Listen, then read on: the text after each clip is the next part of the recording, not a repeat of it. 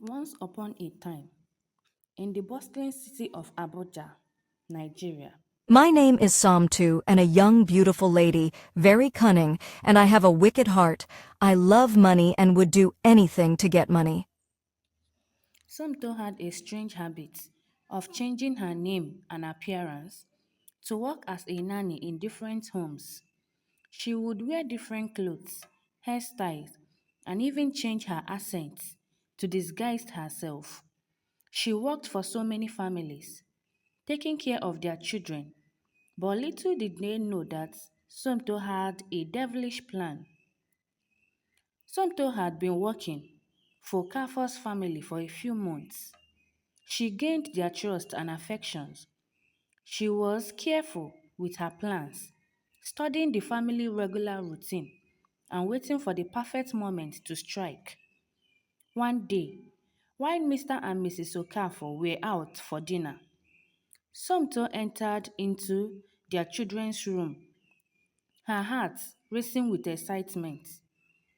Somto quickly packed a small bag with clothes and toys for Uche and Dimma and whispered to them, "Let's go on adventure."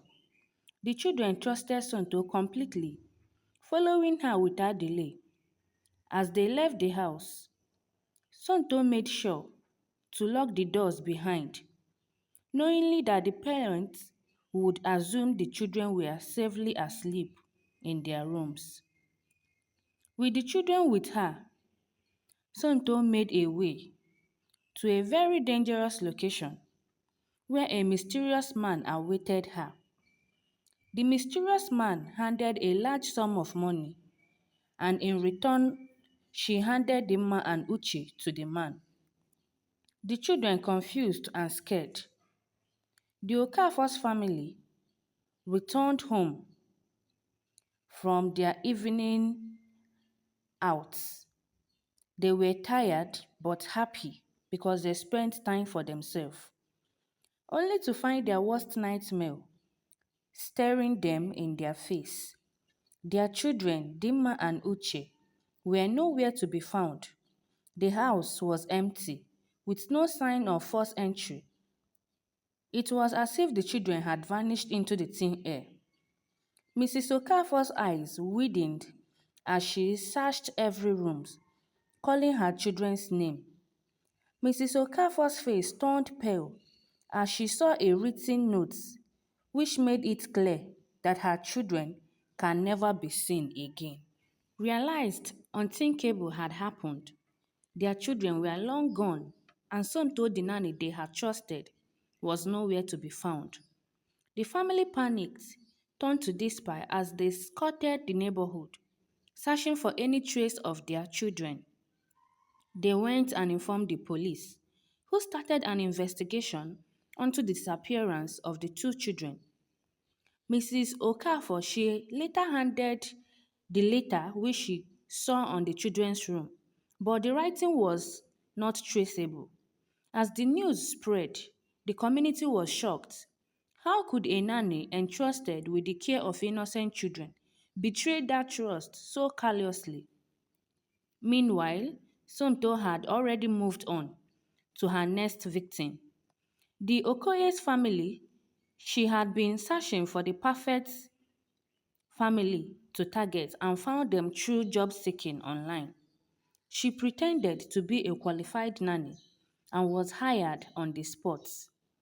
Somto changed her name to Lovett. She started working for Okoye's family and she has been waiting for the perfect moment to strike. One evening, as Mr. and Mrs. Okoye were so much occupied with their work in the office, she sneaked into their child's room, Ijoma. Ijoma were fast asleep, unaware of the danger beside her. Lovett packed Ijoma's bag and whispered to herself, "This is the perfect moment." She grabbed the child, Ijoma, out of the bed and shoved her into a big bag, ignoring her sleeping protest. With the bag securely in her hand, she sneaked out of the room, Her heart raced with anticipation and excitement. She took the child to an uncompleted old abandoned warehouse in the town. She pulled the child out of the bag. Ijoma rubbed her sleeping eyes, confused on her face. Where are we? Ijoma asked. Lovett, without minding the curiosity of the child, she handed the child over to the mysterious man in the shadow. Good work, Somto, he said, his voice dripping with malice. You will be well rewarded. Somto smiled, knowing she had made a fortune by betraying the trust of the Okoye's family after betraying Okafor's family. When Mr. and Mrs. Okoye's family finally returned home, exhausted from their long day at work, they were met with silence. Ijoma, Mrs. Okoye called out to their daughter, but there was no response. Mrs. Okoye's eyes welled up with tears as she realized her most fear. Her child were long gone. Mr. Okoye tried to comfort his wife.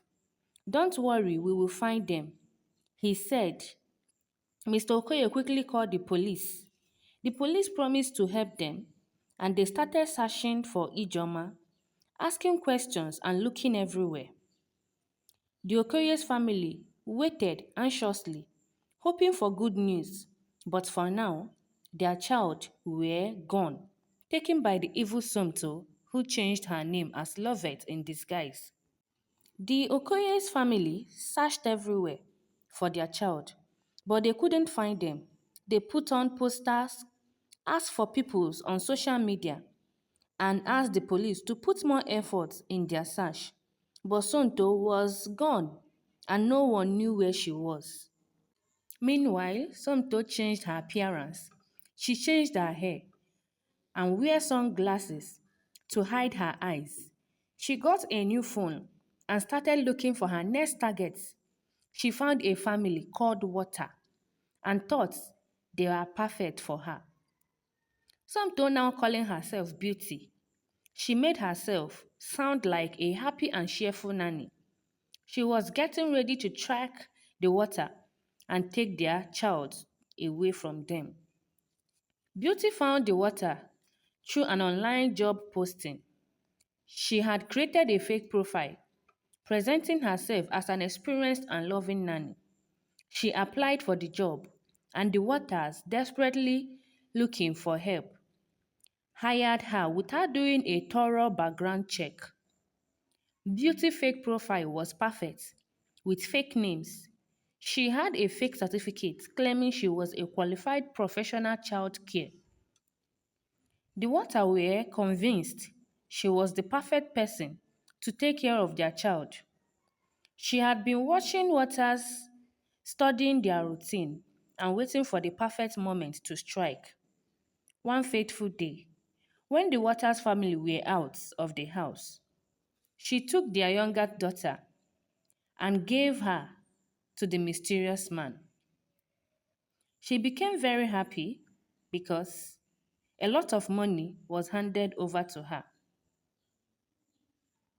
More than ever before, it was as if the mysterious man saw something precious to the child and he gave her a lot of money. Somto, she started planning for her next move. When the mysterious man called her to come and pick the child that she gave to him and to return back all the monies that he has given her, she became so surprised on what could have happened because something of that nature hasn't happened ever since she started doing her business.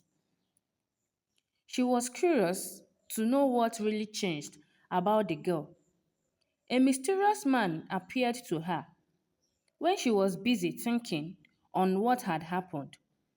The man told her that she had disappointed the siblingshood and that she had betrayed them, and for that, her punishment would be that she can no longer be able to transform herself, that her identity will now be known to people.